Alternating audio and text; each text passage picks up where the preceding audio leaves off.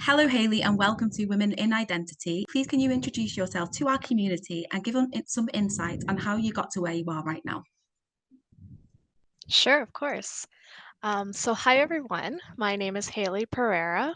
I am the director at RBC on in the identity and access management space, specifically in our IAM onboarding design and controls team, where we ensure that application solutions are aligning to our identity and access management controls.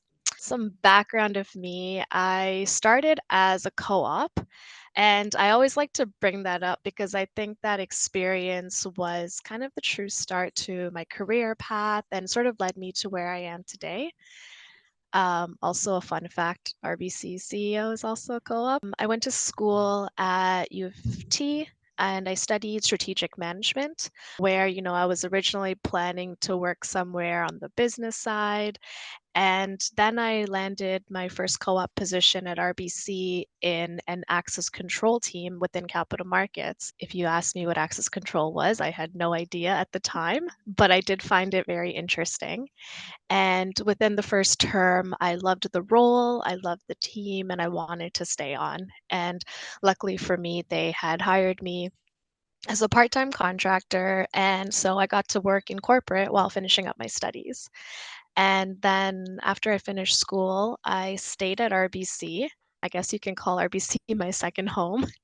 And I continued on in analyst positions, which made me more well rounded in the access control space. And then I moved to a new team within the enterprise, which is the identity and access management team, where the knowledge I gained just came at a great pace. I became the subject matter expert in access management and became a leader within that space. But I also I wanted to be more than just a subject matter expert, and Mm. so I took some interest in learning some of the other controls, such as privileged access management and enterprise authentication. And this all around knowledge of the identity and access management controls is essentially what led me to my current role in which I manage a wonderful team that conducts assessments and consults the end users, which are RBC internals, on their requests to ensure that whatever their solution designs for their applications are aligning to our identity and access management controls at an enterprise level. And yeah, pretty much from the start to now, I can also say that one of the main reasons I've made it to where I am today is thanks to my management and mentors that I've had and have today that, continually support and guide me along the way. So, what does inclusivity in digital identity mean to you? And why do you think the mission at Women in Identity is so important? Looking at um, when I was the younger generation, right? That's me starting out as a co-op. And back then I noticed that there was not a lot of people that looked like me in a role of this position. Inclusivity, wasn't a huge thing. It was getting there, I would say so. And, I could say I've always wanted to be a director, but, back then I even asked myself, is this even possible, right? And so it kind of just seemed impossible. So I think, it's very important to kind of have the representation, and I've been seeing an increase of representation which really helped me, and I think will help the future generation as well see what's possible, if we just keep striving towards it. And I think it's important, and I want to be part of those conversations and part of this generation of people that were empower the future generation to like want to thrive and succeed in their careers. I think we need to also emphasize the importance of building and creating those strong supporting networks, doing so not only inside the office, which is really great, but outside of the office too. I think all of this is super important and, also leads to continuously talking about it and just creating that culture of inclusion so that it's sort of just embedded in us Hmm. that, Hmm. it just becomes the norm, Yeah. right?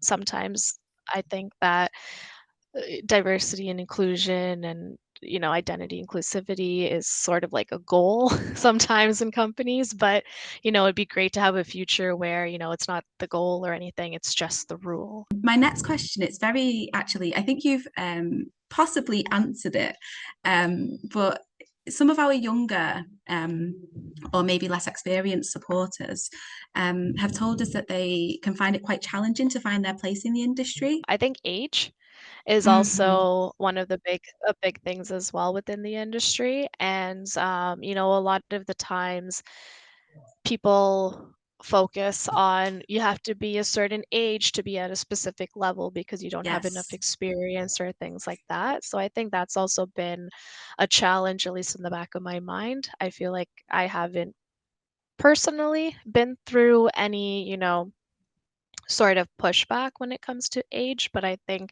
in the back of my mind, it's there.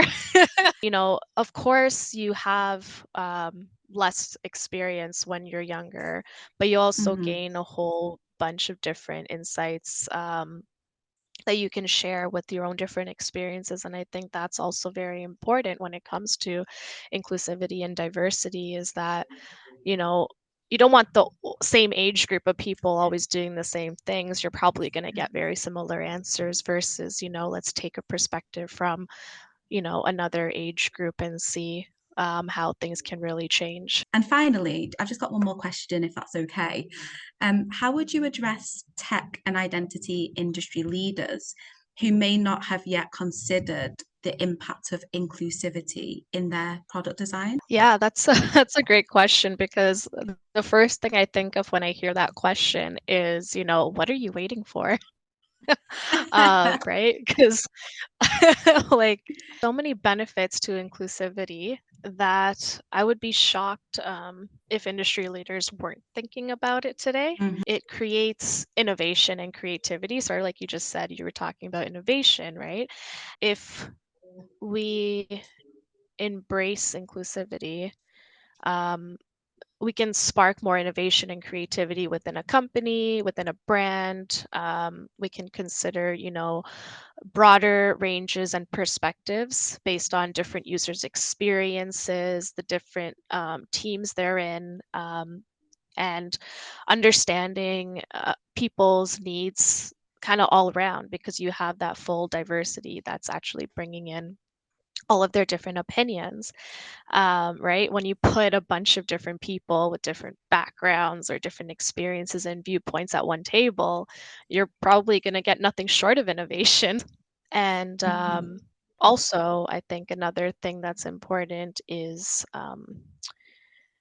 inclusivity also creates not creates your brand, but it puts like a staple on your brand and reputation, Yeah. right? That when you prioritize it, you're building a more positive reputation for your brand, right?